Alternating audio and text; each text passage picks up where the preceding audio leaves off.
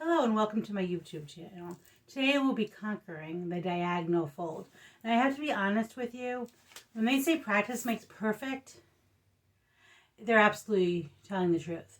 I have tried this fold over and over again, probably over the past year, and I've thrown so many away. Example number 1, didn't like it, threw it away. Example number 2, didn't quite like it, threw it away. So I tried and tried again, and finally I have conquered the diagonal fold. I'll be able to show you all the shortcuts and tips that I've learned along the way. So I can't wait to get started. So happy folding. To begin the diagonal fold, you're going to be doing some prep work first. The first thing you're going to do is you're going to fold each page on a 180, but instead of 1 centimeter in, you're going to do it 2 centimeters in. So I cut some cardstock that is 2 centimeters shorter than each page that I'm going to use as my guide. So you're going to go ahead and fold each page. I usually do probably about 2 pages at once. I wouldn't do much more than that because it will start to get crooked. And you're just going to fold that 2 centimeters in throughout your entire book. I'm then going to take my bone folder and crease each of those pages right on those score marks. And you're going to go through the entire book, creating this 2 centimeters in. When you're finished through the entire book, you're then going to go back and score it a second time. This time you're going to do it on a diagonal. This I'm going to cut, it's 1 centimeter in and it goes all the way down to 4.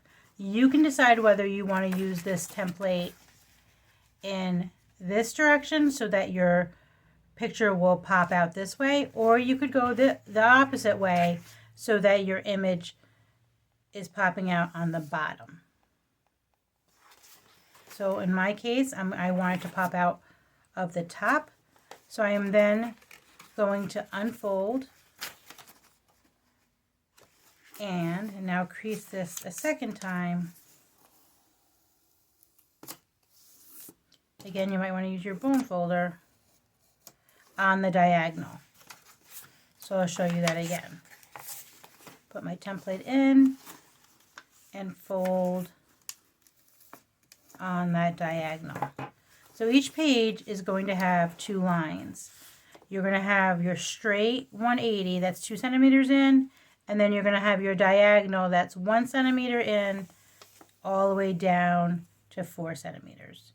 And you want it to cross somewhere right in the middle. You should have an X on the page. Okay? So you're going to go throughout the entire book.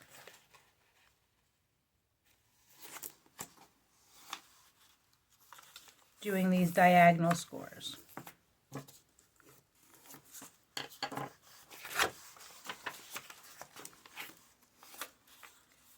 Once you've completed that, you're then going to go back and once again fold it straight down. Because when you do your marking, you're going to be marking on this line right here as if you were doing a 180. So I'm going to go throughout the entire book, folding to the 180 and doing my diagonal, and then we'll meet back and I'll show you how to mark this. The next step is that you're going to mark on your pages as you would as a typical cut and fold. So for on the first page of my pattern, I need to mark 4.6 and 4.8. Then I go to my next page and that measurement is 4.5 and 4.8. And then my next page is 4.5 and 4.7. And you'll go throughout the whole book marking it. So then you're going to go back and the cutting. The cutting is where it's going to be slightly different from a typical cut and fold. So in this case, when you go to head cut, make sure you cut all the way through the entire 2 centimeter fold. I'm gonna cut here, here, here, and your next page that you marked.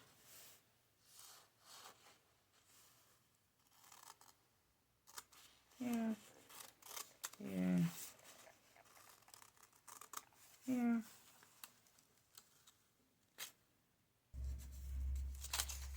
Now it's when you go back to fold that it's going to be very, very different. So you're going to leave the first tab alone, and then you're going to take that first odd tab and fold right here. So as you can see, the diagonal is going outside the book. The next tab you leave alone, and the other tab you go ahead and fold wherever that diagonal fold is.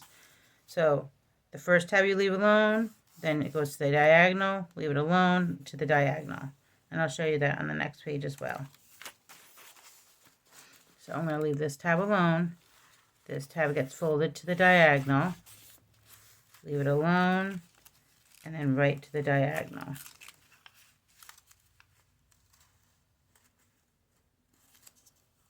Just like so. And go throughout the entire book with that pattern. So far, in my book, I'm going to show you, in my case, the heart pattern.